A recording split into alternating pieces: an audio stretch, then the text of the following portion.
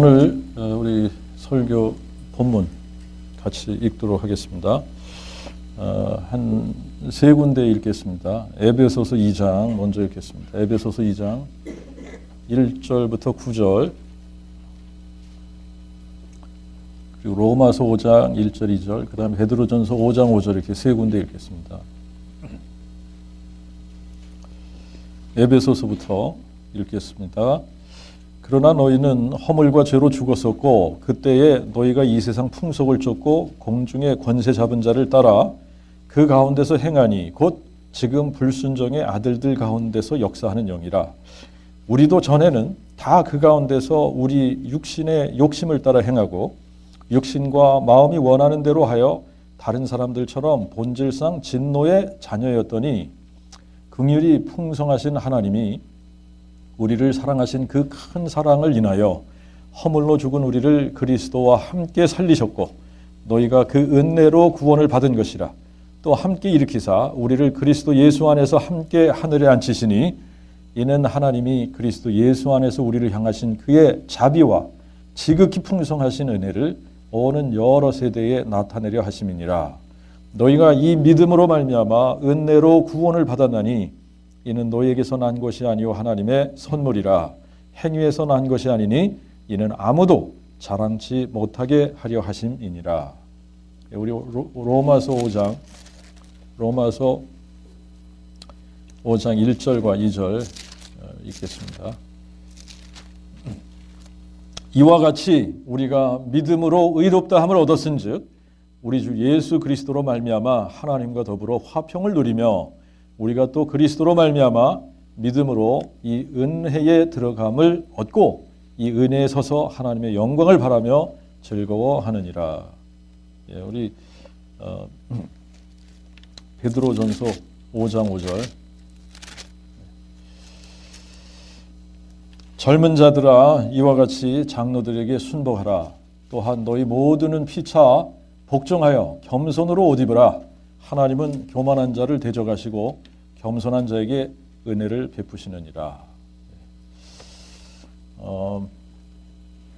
자, 우리가 새해를 맞이했습니다. 오늘이 1월 1일인데 2017년에 우리에게 가장 필요한 것이 무엇일까? 사람들에게 가장 필요로 하는 것이 무엇일까? 하나님의 은혜라고 생각을 합니다. 하나님의 은혜. 사람들은 대박이 터지기를 원하겠고, 뭔가 하나 크게 터져가지고 돈을 많이 벌거나, 명예를 얻거나, 또 권력을 얻거나, 이런 거를 원할 수 있습니다. 그죠? 자기들이 생각할 때, 우리가 생각할 때, 인간적으로 생각할 때 뭔가 잘 되기를 바라는 이런 거를 바랄 수 있습니다. 그런데 이제 우리가 이렇게 신약 성경을 읽다 보니까 특히 바울 서신서를 읽다가 보니까 이 바울에게는 그 굉장히 중요하게 여겨지는 것이 하나 있었는데 그게 하나님의 은혜였습니다. 은혜라고 하는 거예요. 그래서 이 바울 서신이 이제 13개의 서신서를 썼는데 그 바울 서신을 우리가 쭉 읽다가 보면 바울 서신서의 특징이 뭐냐면 하나님의 은혜를 기원합니다. 이렇게 인사말을 시작할 때 하나님의 은혜와 평강을 기원합니다. 그리고 끝맺을 때 항상 하나님의 은혜로 끝맺어요. 이게 바울 서신의 특징입니다. 이제 우리가 한번 한번 확인을 한번 해보겠습니다. 그리고 다른 서신서, 이제 일반 서신서라 그러죠. 그 일반 서신서들을 우리가 읽다가 보면은 일반 서신서는 바울 서신서에 그 특징이 없어요.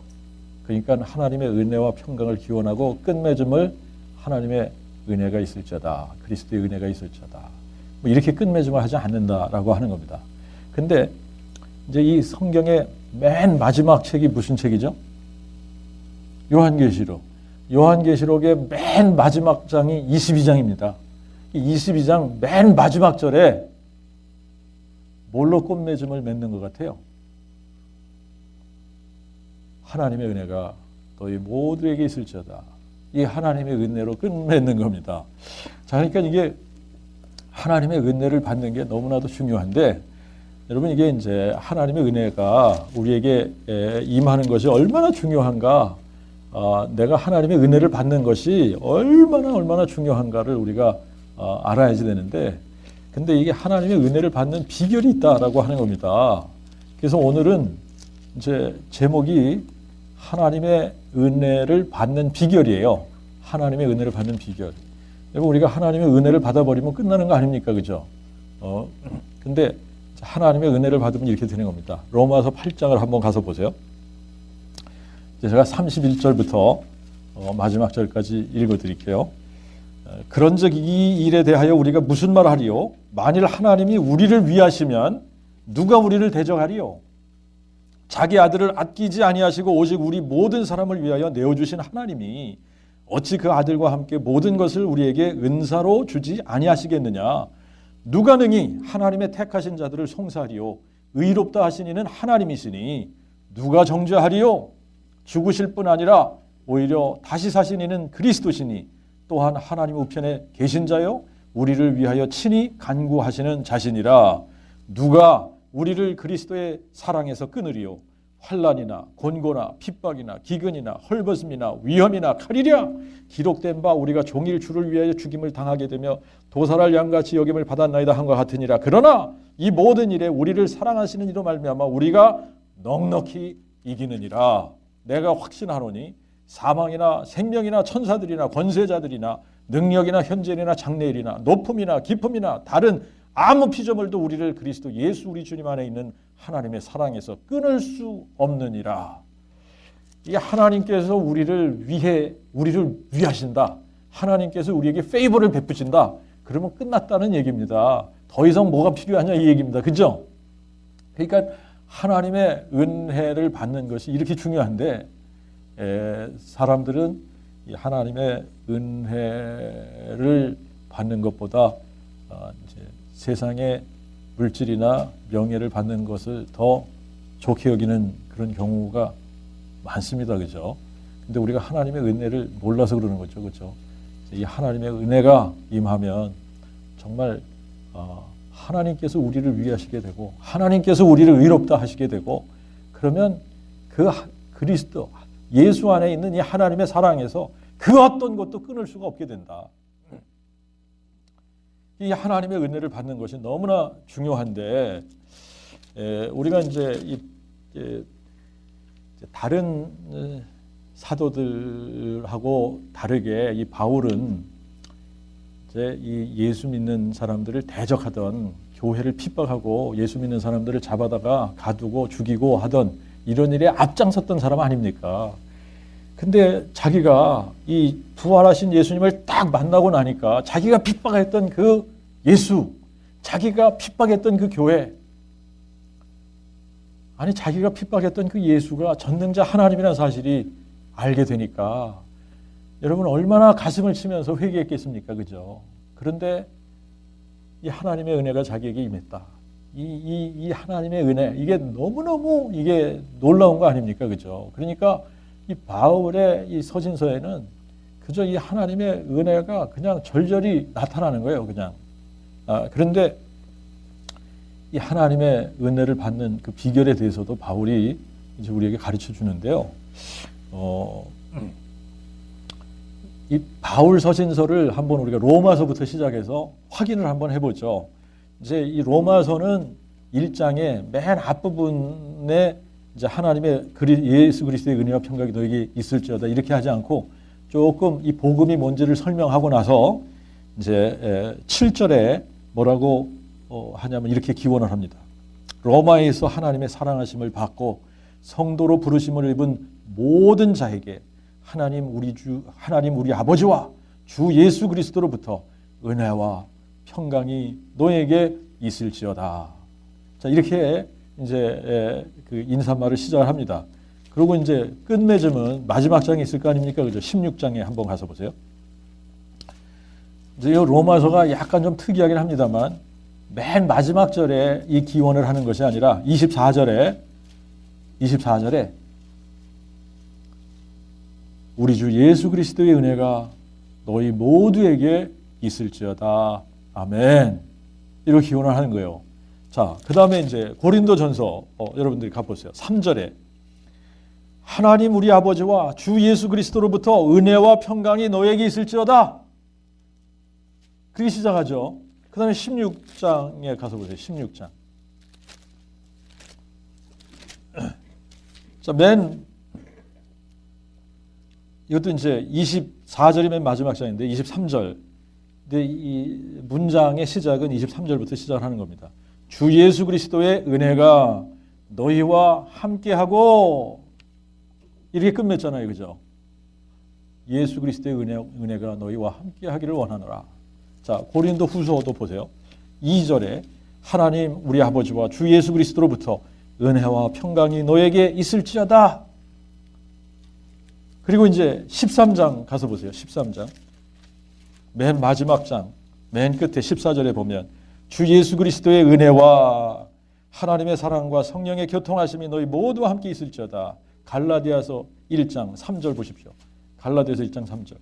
하나님 아버지와 우리 주 예수 그리스도로부터 은혜와 평강이 너희에게 있을지어다. 그 다음에 6장 가서 보세요. 갈라디아서 6장. 맨 마지막 절입니다.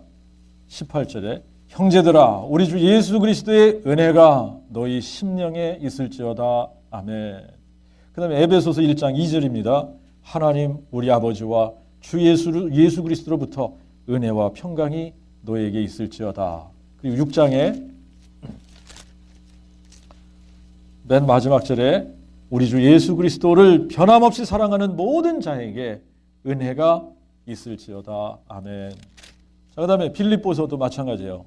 2절에 보니까 1장 2절에 하나님 우리 아버지와 주 예수 그리스도로부터 은혜와 평강이 너에게 있을지어다. 4장 23절을 보세요. 4장 23절.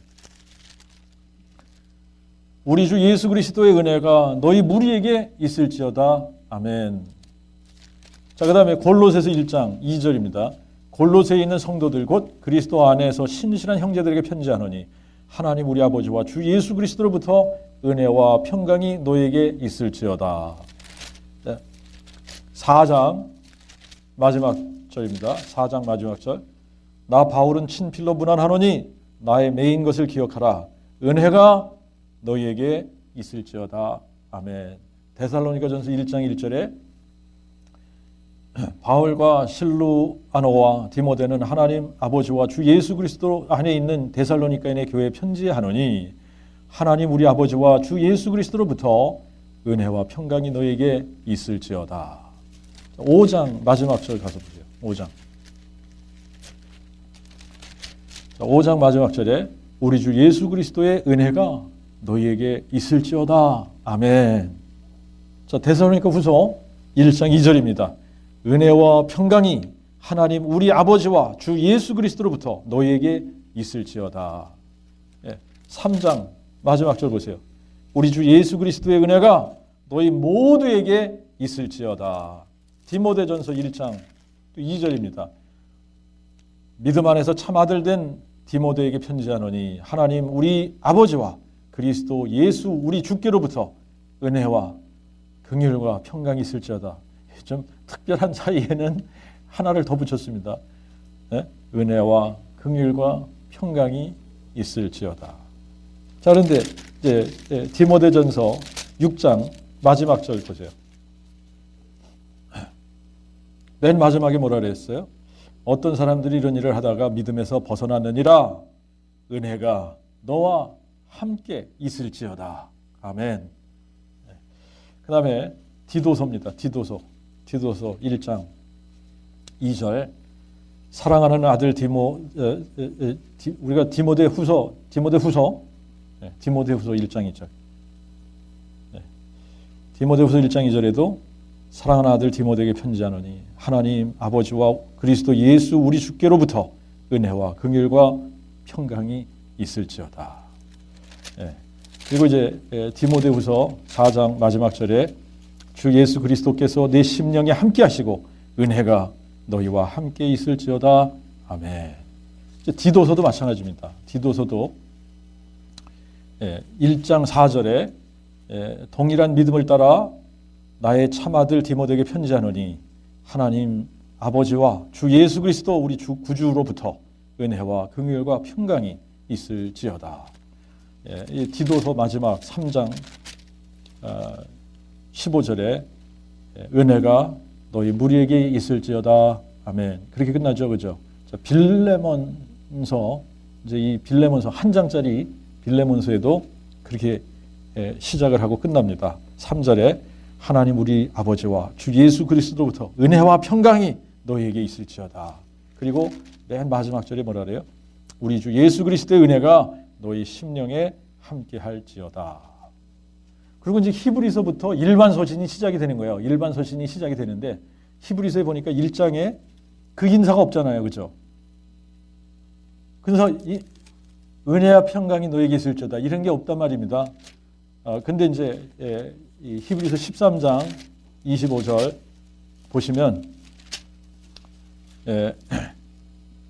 은혜가 너희 모두에게 있을지어다. 아멘. 이런 식으로 끝납니다.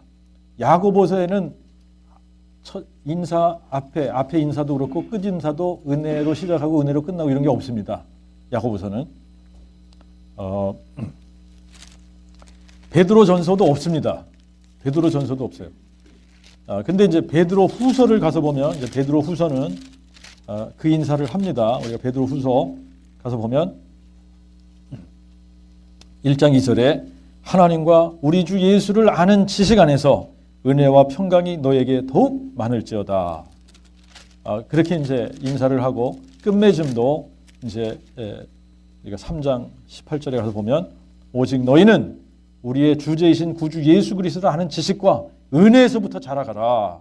그에게 영광이 지금부터 영원까지 있을지어다. 이렇게 끝납니다. 자, 그리고 요한 1서. 요한 1서는 이렇게 이런 기원이 없습니다. 너에게 은혜가 있을지어다. 이런 게 없어요. 요한 1서. 그다음에 이제 뭐 요한 3서도 그렇고 유다서도 그렇고 없습니다. 요한 2서에만 이제 이런 비슷한 인서가 있어요. 요한 2서 3절에 보면 진리와 사랑 안에서 하나님 아버지와 아버지의 아들 주 예수 그리스도로부터 은혜와 자비와 평강이 너희와 함께 있을지어다. 자, 이제 이게 우리가 다 서신서를 비교를 해보니까 은혜와 평강을 기원하고 너에게 하나님의 은혜가 있을지어다. 너에게 우리 주 예수 그리스도의 은혜가 있을지어다. 이런 은혜를 기원하는 이 서신서는 이 바울 서신서의 특징이에요. 이게 보니까 바울이 아주 특별하게 이렇게 은혜로 시작하고 은혜로 이제 편지들을 끝맺습니다. 자, 그런데 이제 너무나 이제 중요한 것은 이 성경을 끝맺는 맨 마지막 말이 성경 66권 전체의 맨 마지막 절, 성경을 딱 끝맺는 맨 마지막 절이 뭐냐? 여러분 22장 21절입니다. 계시록 22장 21절에 우리 주 예수 그리스도의 은혜가 너희 모두에게 있을지어다. 아멘. 이렇게 끝나는 거예요. 그러니까 하나님의 은혜, 우리 주 예수 그리스도의 은혜, 이 은혜를 우리가 받는 것이 너무나 중요한 겁니다. 여러분, 우리가 하나님의 은혜를 받지 않으면 우리는 본질상 진노와 심판의 대상이에요. 그러니까 하나님의 은혜가 절대적으로 필요한 겁니다. 이 하나님의 은혜, 우리는 하나님의 은혜 이런 거 필요 없어. 이러는 사람들 말이죠. 이 참 나중에 어떻게 됩니까? 이 하나님의 진노와 심판을 받게 된다라고 하는 겁니다. 그래서 이제 이 하나님의 은혜를 받는 것이 얼마나 중요한가 하는 것을 우리가 알아야지 되고, 근데 성경은 하나님의 은혜가 우리에게 임하는 방법이 있다, 이 비결이 있다, 이거를 가르쳐 주는 겁니다.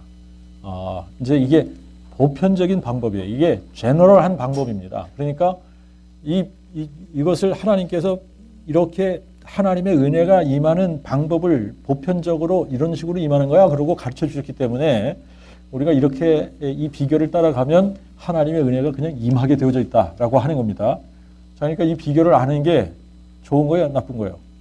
예, 그러니까 이 비결을 알아야지 되겠죠, 그죠? 예, 그러니까 오늘은 이제 이 비결을 우리가 마스터를 하는 건데, 은혜라고 하는 이 단어가 신약 성경에서는 이제 한 가지 단어가 사용이 됐습니다. 카리스라고 하는 헬라 말이 사용이 된 겁니다. 그래서 이 카리스라고 하는 이 단어가 이제 번역이 될 때는 다 은혜, 이렇게 은혜로 번역이 됐습니다. grace 이렇게 번역이 된 거예요. 근데 이제 이 구약 성경을 보면, 이 구약 성경에는 이 은혜라고 하는 이런 단어가 이제 히브리어로 다양하게 쓰여졌습니다. 이제 그 중에 헤세드라고 하는 단어가 은혜로 쓰여지기도 했습니다. 이게 이제 헤세드라고 하는 이 단어는 상당히 다양한 이런 의미가 있습니다만, 헤세드 이런 단어가 쓰여졌고, 또 헨, 하난, 또 하노트 이런 단어가 쓰여졌고, 또 이제 투브라고 하는 단어가 쓰여졌는데, 이 투브라고 하는 것은 토브, 굿이라고 하는 의미에서부터 유래가 된 겁니다. 투브. 그래서 이제 이런 다양한 단어들이 사용이 됐는데, 이거를 번역할 때 우리가 은혜, 이제 은혜 이렇게 표현을 하는 거죠.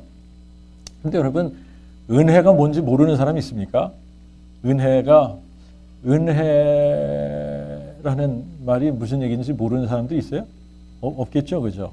은혜라고 하는 것은 기본적인 개념은 뭐냐면, 나는 원래 본질상 진노를 받아야 되고 심판을 받아야 마땅한데, 진노의 대상이고 심판의 대상인 내가 받을 것, 진노를 받지 않고 심판을 받지 않고 그 대신에 하나님의 페이버를 받았다는 겁니다. 하나님의 은총을 받고, 하나님의 선물을 받고, 하나님의 자비를 받고, 하나님의 긍휼을 내가 받았다. 이거예요. 그걸 선물로 받은 겁니다. 그냥 거저 받았다는 얘기예요. 내가 한 게 아무것도 없는데 그냥 거저 받았다. 이겁니다. 좋은 거죠. 우리는 그냥 거저 받는 거 좋아하잖아요, 그죠?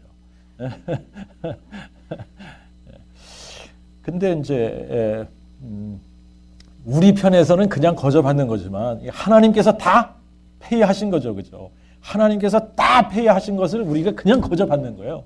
이게 그러니까 얼마나 좋은 겁니까? 이거 엄청나게 좋은 거란 말입니다. 하나님의 은혜를 받는다는 것이 너무너무 좋은 거예요. 그래서 이제 이거를 이 로마서 4장에 가서 보면,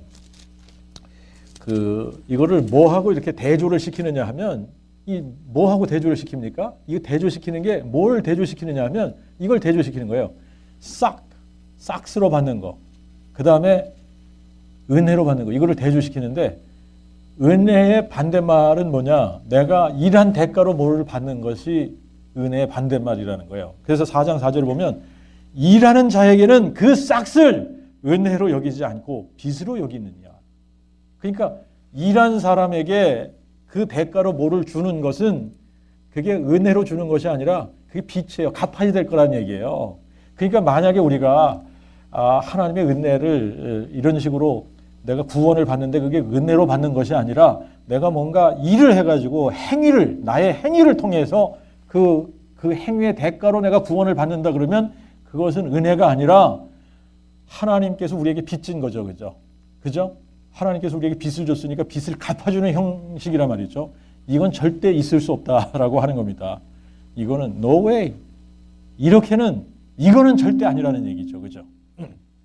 그러니까 이제 은혜의 기본적인 개념은, 내가 경건하지 않아요. 내가 본질상 진노와 심판의 대상이에요. 내가 아무런 선한 행위가 없어요. 아무런 행위가 없을지라도 그냥 믿음을 통해서 하나님께서 우리를 의롭다 하시는 것, 이것이 은혜다라고 하는 겁니다. 그래서 행위가 없을지라도 경건치 아니한 자들을 의롭다 하시는 하나님을 믿는 자에게는 그의 믿음이 의로 여김을 받느니라. 이게 은혜라는 겁니다. 이게 은혜라는 거예요. 자, 그런데 이제 우리가 에베소서 2장 1절부터 이제 이 구절을 읽고 로마서 5장 1절 2절을 읽었는데, 이제 에베소서 2장을 다시 한번 가서 여러분들이 보시면, 이게 우리가 하나님으로부터 은혜를 받기 전에 우리의 상태를 이렇게 표현하고 있는 겁니다. 에베소서 2장 1절부터 3절을 보시면 너희는 허물과 죄로 죽었었고 그때의 너희가 이 세상 풍속을 쫓고 공중의 권세 잡은 자를 따라 그 가운데서 행하니 곧 지금 불순종의 아들들 가운데 역사하는 영이라. 우리도 전에는 다 그 가운데서 우리 육신의 욕심을 따라 행하고 육신과 마음이 원하는 대로 하여 다른 사람들처럼 본질상 진노의 자녀이었더니. 그러니까 우리가 하나님의 은혜가 우리에게 임하기 전에는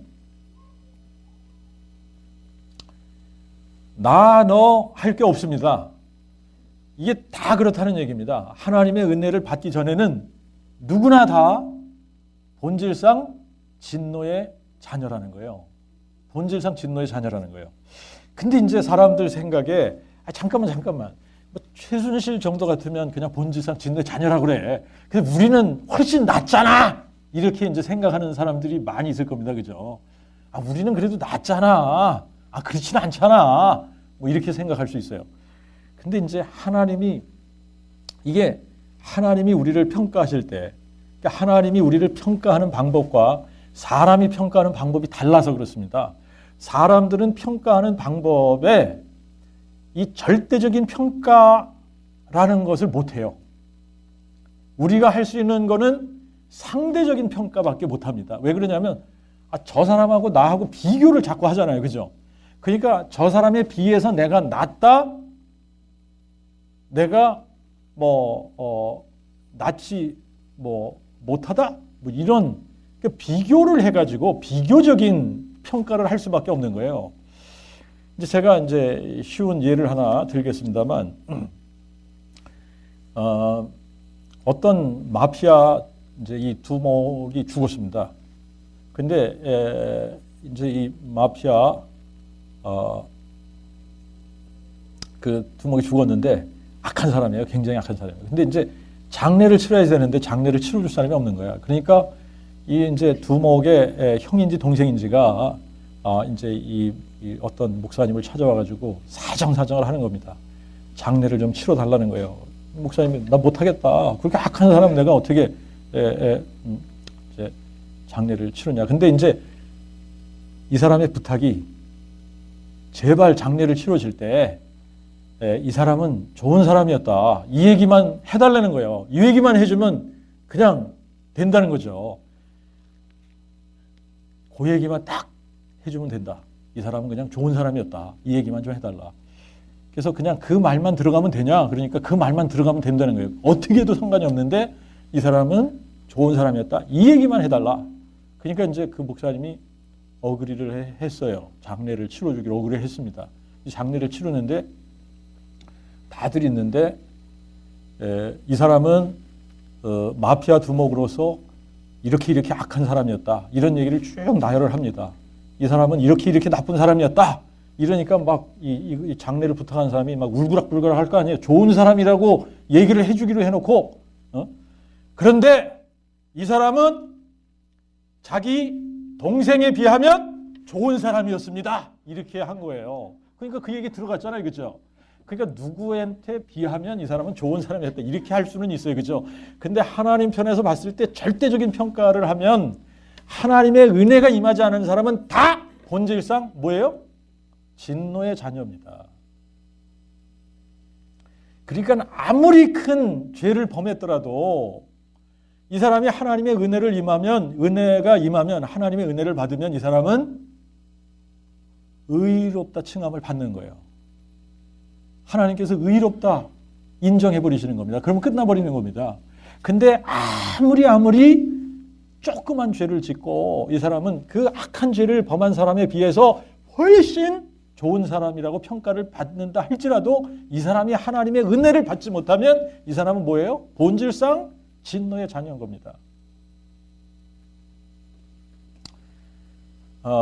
이게 이제 이 부분이 이해가 되어져야 되는데 하나님은 이제 평가하는 방법이 딱 하나입니다. 하나님은 사람들을 평가할 때 하나님의 은혜가 임하지 않았냐 이거예요. 하나님의 은혜가 임했으면 이 사람은 그냥 사망에서 생명으로 옮기는 거고 심판에 이르지 않는 겁니다. 그냥 하나님께서 이 사람을 의롭다, 하나님께서 이 사람을 편들어 주시는 겁니다. 그러니까 그러면 끝나는 거 아니에요. 하나님이 우리의 편이 되어 주시면 그냥 끝나는 겁니다. 하나님이 우리에게 페이버를 베푸시면 끝나는 겁니다. 다른 사람들이 아무리 그거 언페어한 거 아니에요? 뭐 이러면서 예를 들면 우리가 다 그렇게 생각하는 거야. 이 최순실은 정말 이거는 그냥 막 이런 사람을 그냥 놔두면 안 되지. 그런데 이 사람이 회개했다. 그래서 정말 자기를 죽을 죄인으로 인정하고 정말 회개하고 예수님이 정말 이 전능자 하나님이 사람 되셔서 자기와 같은 이런 죽을 본질상 진노의 자녀인 자기와 같은 사람을 위해서 대신 죽어주시고 부활하신 분이다. 그래서 이분이 죽은 자와 산 자의 주가 되셔서 그동안 자기가 주인 행세하고 인생의 주인인 것처럼 자기 멋대로 그냥 다 살아버렸는데 이제는 그게 아니구나. 이분이 주인이시구나. 그러고 예수를 믿었다. 하나님의 은혜가 임한 겁니다. 그렇죠? 그러면 다른 사람들이 뭐라고 하더라도 이 사람은 하나님의 은혜가 임한 거예요. 하나님께서 의롭다. 이렇게 해버리는 겁니다. 그러면 우리는 다 열받는 거야. 아니 뭐 이러면서 아니 어떻게 왜? 우리는 그 사람에 비해서 그런 짓 안 했잖아. 우리는. 그러니까 그런 짓 안 했기 때문에 우리 스스로를 의롭다라고 생각할지 모르지만 하나님의 은혜가 임하는 방법은 내가 내 자신을 계속 의롭다라고 생각하면 하나님의 은혜가 임하지 않는 거예요. 자, 그러니까 말이죠. 이게 어떤 사람들의 입장에서 봤을 때는 언페어하다고 생각할 수 있을지 모릅니다. 그런데 이게 하나님의 방법입니다. 이게 하나님은 절대 평가를 하시는 방법이 있다. 절대적으로 평가를 하시는데 그 방법이 뭐냐? 그냥 하나님의 은혜 안에 딱 들어와 버리면 누구든지 상관이 없습니다. 죄를 하나 졌던 100가지를 졌던 10,000가지를 졌던 이게 상관이 없어요. 그냥 이 은혜 안에 딱 들어와 버리면 하나님은 무조건 다 의롭다 하시는 겁니다. 그런데 이 은혜 안에 들어오지 않으면 아무리 죄를 조금 졌어도 이 사람은 본질상 진노의 자녀가 되어버리는 거예요. 자, 그런데 그러면 우리가 어떻게 하면 하나님의 은혜를 받는 거냐? 어떻게 하면 우리가 하나님의 은혜 가운데 들어가는 거냐? 이제 이걸 베드로전서 5장에서는 뭐라고 그랬죠? 베드로전서 5장 5절에서는 하나님께서 겸손한 자에게 은혜를 베푸신다. 그러니까 비결이 하나 나왔습니다. 뭐가 비결이에요? 겸손하면.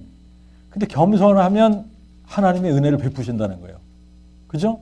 근데 사람들은 참 이 겸손이 잘 안 돼요, 이게. 겸손이 잘 안 되니까 뭐가 안 되냐? 회개가 안 되는 거예요, 회개가. 여러분, 회개가 되려면 자기 자신이 나는 아니었었구나. 나는 좋은 사람이 아니었었구나. 나는 본질상 진노의 자녀였었구나. 나는 심판의 대상이었었구나. 나는 아니었네. 나는 믿은 게 아니었었구나. 이게 돼야지 되는데 이게 잘 안 되는 겁니다. 여러분, 이제 뭐 이 최순실 이 일당들이 하는 게 뭡니까? 다 안 했었다. 나 모른다. 싹 빼우는 거 아닙니까? 그게 겸손한 자세입니까, 이게? 나 몰라. 나 안 했어. 난 그런 사람 아니야. 나는 사심이 조금도 없었어. 나는 국가와 국민을 위해서 했을 뿐이야. 싹 다 빼지 않습니까? 그러니까 하나님의 은혜가 임할 수 없겠죠. 그러니까 겸손해야 하나님의 은혜가 임하는데 이게 하나님은 교만한 자를 대적하신다지 않습니까? 하나님은 교만한 자를 대적하시고 겸손한 자에게 은혜를 베푸시느니라. 그런데 겸손하다는 것은 이제 마음이 낮아진 거 아니겠습니까? 그렇죠? 마음이 낮아지지 않으면 회개가 안 되는 거예요. 회개가. 나는 아니었었다 이 고백이 안 되는 겁니다. 나를 자꾸 나에게서 뭘 찾으려고 그러냐면 선한 뭔가를 자꾸 찾으려고 그러는 거예요. 내가 옛날에 이렇게 열심히 했었는데, 내가 주를 위해서 이렇게 헌신했었는데, 내가 주를 위해서 이걸 다 몽땅 다 바쳤었는데, 주를 위해서 한 게 아닌데, 예수님 편에서는 그래? 내가 하나도 안 받았는데? 근데 자기는 주를 위해서 했다고 자꾸 우겨대는 거야. 그러니까 이게 안 맞잖아요. 코드가 안 맞는 거예요. 자, 이제 이 겸손해지면 우리가 하나님의 은혜를 받을 수 있는 그 통로로 들어가는데, 이 겸손한 사람들이 뭐가 되느냐? 이제 하나님께서 요구하시는 그 믿음이라고 하는 것을 갖게 되는 거예요. 그러니까 이제 이 로마서 우리가 에베소서 2장을 조금 더 읽고 우리 로마서로 가겠습니다. 에베소서 2장에 이제 우리가 이렇게 본질상 진노의 자녀였는데 긍휼이 풍성하신 하나님이 우리를 사랑하신 그 큰 사랑을 인하여 허물로 죽은 우리를 그리스도와 함께 살리셨고 너희가 은혜로 구원을 받은 것이라. 이게 뭐 너희가 잘나서 그런 게 아니라 하나님의 은혜로 너희를 그냥 허물로 죽은 우리를 그리스도와 함께 살리셨다. 구원을 얘기하는 거 아닙니까? 그죠? 예? 또 함께 일으키사 우리를 그리스도 예수 안에서 함께 하늘에 앉히시니 이는 하나님이 그리스도 예수 안에서 우리를 향하신 그의 자비와 지극히 풍성하신 은혜를 오는 여러 세대에 나타내려 하심이니라. 너희가 이 믿음으로 말미암아 은혜로 구원을 받았나니 이는 너희에게서 난 것이 아니요 하나님의 선물이라. 행위에서 난 것이 아니니 이는 아무도 자랑치 못하게 하려 하심이니라. 하나님이 제일 싫어하시는 게 있다 그랬죠? 뭐라 그랬죠? 자랑하는 거.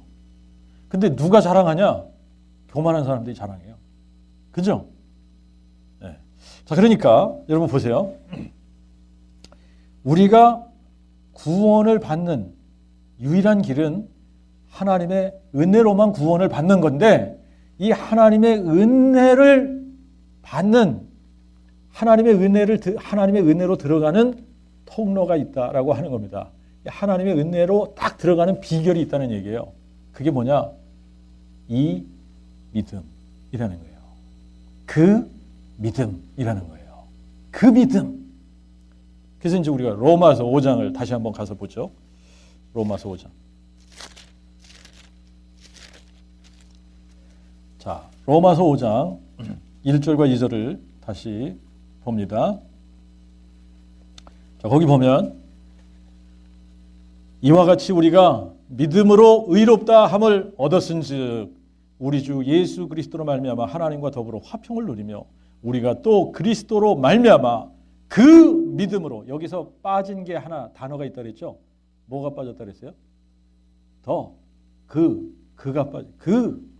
그 믿음으로 이 은혜에 들어감을 얻고 이 은혜에 서서 하나님의 영광을 바라며 즐거워하느니라. 자, 그러니까 그 믿음이 뭔지 이게 피겨아웃이 돼야지 되는데 사람들이 이제 헷갈려하는 것 중에 하나가 뭐냐면 그냥 믿음, 그냥 제너럴하게 보편적으로 믿음, 이게 참 애매모호한 거예요. 네? 애매모호한 거예요. 아니 그 사람이 정말 믿음이 있는지 없는지 어떻게 할 겁니까? 근데 하나님은 정확하시단 말이죠. 하나님은 애매모호하신 하나님이 아니에요. 하나님은 정확하신 하나님이에요. 그래서 하나님께서 우리에게 원하시는 것이 있는데, 이제 하나님에 대해서 우리가 그 하나님이 어떤 하나님이냐 이걸 알아야 될 거 아닙니까? 그러니까 어떤 하나님을 믿어야 되느냐, 이게 너무나 중요한 겁니다. 우리는 우리 편에서 나 그냥 하나님 믿어. 이게 구약 성경에서도 이게 문제였었거든요. 여호와 하나님을 믿는다고 다 하는데 다른 신들을 섬기면서도 여호와를 그냥 많은 신들 중에 하나인 것처럼 생각을 하고 믿는 겁니다. 이게 아니라는 얘기죠. 온 우주 만물 가운데 신은, 전능자 하나님은 딱 한 분밖에 없는데 사람들은 신이라는 개념을 자기들 나름대로 이 신이라는 개념을 만들어서 그냥 여호와 하나님을 그 여러 신들 중에 하나로 그냥 생각을 하는. 근데 지금도 이제 그런 경우들이 많이 있습니다만. 이제 요 문맥을 로마서 5장의 문맥을 보면은 이게 이제 쭉 그 전부터 가야겠죠. 3장부터 가야지 되는 겁니다. 3장부터 가면 하나님이 이 사람을 의롭다라고 이렇게 여기시는 그 방법이 율법으로 그렇게 안 하신다는 얘기를 하고 있는 겁니다.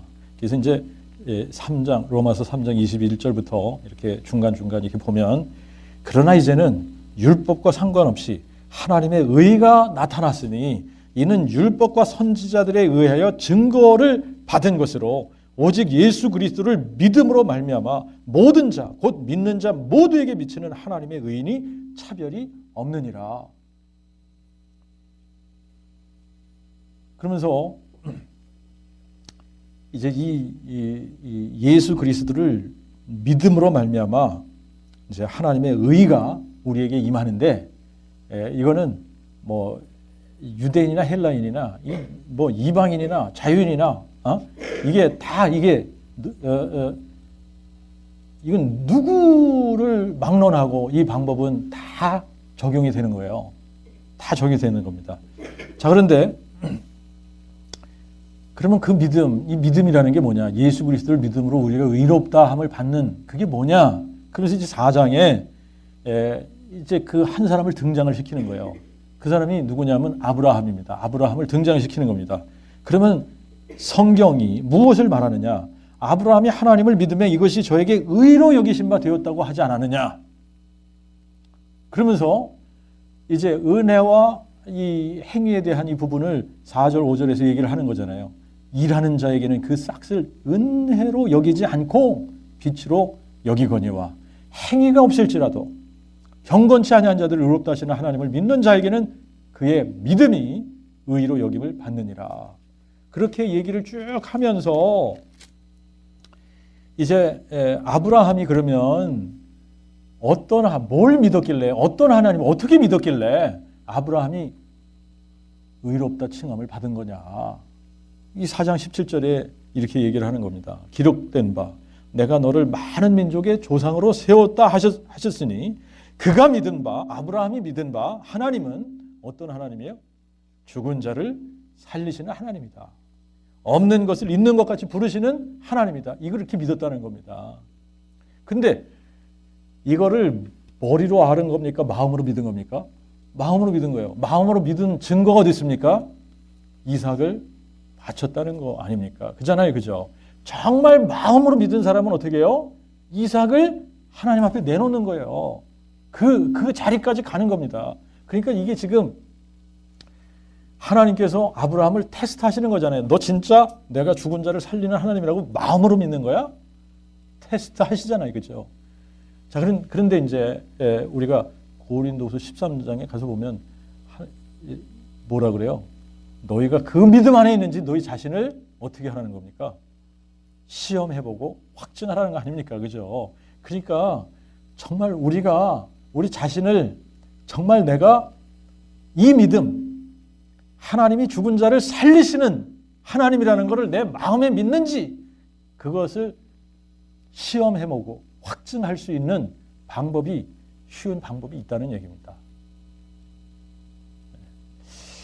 이제 그렇게 아브라함을 믿음의 조상으로 세우는 겁니다. 이 아브라함이 이렇게 하나님을 믿어서 의롭다 여김을 받았는데 그래서 아브라함이 믿음의 조상이 된 거다. 이것도 이 사람들이 잘못 이해하는 부분이라고 그랬잖아요. 사람들이 아브라함을 믿음의 조상이라고 그러면 아브라함은 그냥 막 어마어마하게 많기 때문에 믿음의 조상으로 세우고 우리는 그 믿음을 따라갈래도 어떻게 그 믿음의 조상의 믿음을 따라가 이런 식으로 생각한다고 그랬죠. 그죠? 근데 그게 아니라 그랬죠. 그게 아니라 아브라함이 믿음의 조상이라는 얘기는 아브라함의 믿음을 갖지 않으면 아무도 의롭다함을 받지 못한다는 얘기다. 그러니까 아브라함과 같은 믿음이 우리에게도 있어야지만 된다는 얘기예요. 그래서 이 믿음으로 의롭다함을 받고 믿음으로 구원받는 샘플로 아브라함을 딱 세운 거다. 그게 믿음의 조상이라는 얘기다. 라는 얘기입니다. 그러니까 그러면 그 믿음이 뭐냐? 죽은 자를 살리시는 하나님을 마음에 믿는 믿음이다. 그래서 이 4장 23절과 24절에 보니까 저에게 의로 여기셨다고 기록된 것은 이제 아브라함만 위한 것이 아니요. 의로 여김을 받을 우리도 위함이니 곧 우리 주 예수를 죽은 자 가운데서 살리신 하나님을 믿는 자니라. 그러니까 아브라함이 죽은 자를 살리시는 하나님을 믿었던 것처럼 우리도 의롭다함을 받으려면 우리 주 예수를 죽은 자 가운데서 살리신 하나님을 믿어야지 된다. 근데 이거를 로마서 10장 9절에 가서 보니까 마음에 믿어야지 된다. 예수를 죽은 자 가운데서 살리신 하나님을 마음에 믿는 것이 그 믿음이다라고 하는 겁니다. 그러니까 이 믿음이 딱 우리에게 생겨지면 그러면 뭐가 임한다? 하나님의 은혜가 임하는 거다라고 하는 겁니다. 그러니까 이 믿음을 갖는 거는 여러분 많이 배우고 못 배우고의 문제가 아니란 얘기예요. 내가 부자건 가난하건 상관이 없다는 얘기입니다. 내가 나이를 많이 먹었건 적게 먹었건 이게 상관이 없다는 얘기입니다. 남자냐 여자냐 힘이 세냐 적냐 이런 거하고는 아무 상관이 없는 겁니다. 여러분 마음에 믿는 거는 누구나 할 수 있는 거예요. 누구나. 하나님께서는 그래서 이 믿음 하나님이 죽은 자를 살리시는 하나님이라는 것을 마음에 믿는 이 믿음, 이거는 정말 일전 한 분 들지 않고 손가락 하나 까딱하지 않고도 믿을 수 있도록 하신 거다라고 하는 겁니다. 그리고 우리에게 너무나 확실하고 정확한 증거를 제시하고 믿으라고 하는 거기 때문에 누구나 다 마음에 믿을 수 있도록 하신 거다라고 하는 거예요. 그래서 이 믿음으로 말미암아 우리가 하나님의 은혜로 들어감을 얻는 겁니다. 자, 그러니까 믿음 어떻게 하면 우리가 하나님의 은혜를 받는지 너무나 정확하게 나와 있죠. 겸손한 자에게 하나님께서 은혜를 베푸시는 겁니다. 근데 이 겸손한 자들은 뭘 인정하느냐? 여러분 지금 요거를 인정하는 게 너무나 이 사람들에게는 쉽지 않은 것 같은데, 내가 하나님 노릇했다. 내가 주인 노릇했다. 그러니까 내가 죽을 죄인이다. 나는 본질상 진노의 자녀다. 나는 본질상 심판의 대상이구나. 이게 인정이 돼야지 되는데 그게 인정이 되려면 나 말고 진짜 주인이 따로 있구나. 이분이 진짜 주인이구나. 이게 딱 알아져야지 되는 거예요. 그래서 하나님께서 이것을 알게 하시기 위해서 믿으라고 하는 것이 뭐냐면 하나님이 죽은 자를 살리시는 하나님이다. 근데 그 증거로 예수를 죽은 자 가운데서 살리셔서 이 예수가 정말 전능자 하나님인데 우리를 위해서 죽고 부활하시기 위해 이거를 우리에게 보여주시기 위해 사람이 돼서 우리에게 오셨구나. 정말 이분이 죽은 자 가운데서 부활하셨기 때문에 이분이 전능하신 하나님이 맞는 거구나. 이분이 그러면 죽은 자와 산 자의 주가 되시는 게 맞구나. 이게 보여져야 된다는 거죠. 이분이 죽은 자와 산 자의 주가 되셨구나. 이분이 죽은 자와 산 자의 주시구나. 그런데 내가 주인 행세하고 살아왔구나. 그러니까 이걸 어떻게 하게 돼요? 회개하게 되는 거 아닙니까? 그런데 자 보세요. 마음에 예수를 하나님이 죽은 자 가운데 살리셨다. 이게 마음에 믿어지지 않으면 이 사람에게는 뭐가 없는 거냐면 부활이라는 게 없는 거예요. 이 고린도 전서 15장 17절 얘기입니다. 이 고린도 전서 15장 17절이 뭐라고 지금 우리에게 가르쳐주냐면 그리스도가 다시 사시지 않으셨으면 너희의 믿음도 헛되고 너희가 여전히 너희 죄 가운데 있을 것이다. 그런데 내 마음에 예수님이 죽은 자 가운데서 부활하셨다. 이게 마음에 믿어지지 않으면 그 마음에 믿어지지 않는 그 사람에게는 부활이라는 게 없는 거예요. 그 사람에게는. 부활이 없으면 어떻게 되는 겁니까? 이 사람의 믿음도 가짜인 거예요. 헛된 거예요. 헛된 믿음인 거예요. 그리고 이 사람은 여전히 자기 죄 가운데 있는 거예요. 자, 그래서 이 본질상 진노의 자녀고 이 심판의 대상으로 머물러 있는 겁니다. 그러니까 하나님께서 정말 이 하나님의 은혜가 임하려면 우리 마음에 뭐가 믿어져야 된다? 예수가 죽은 자 가운데서 부활하셨다. 이게 마음에 믿어져야 되는 거예요. 이게 마음에 딱 믿어지는 순간에 아, 이분이 죽은 자와 산 자의 주가 되신 분인데 내가 주인인 것처럼 내 멋대로 살아왔구나. 내 인생도 내 것이 아닌데 내가 주인인 양 내 멋대로 살아왔구나. 이게 회개가 되는 거라니까요. 그런데 이게 안 믿어지면 어떻게 돼? 입술로는 주여 주여 할 수 있습니다. 그죠?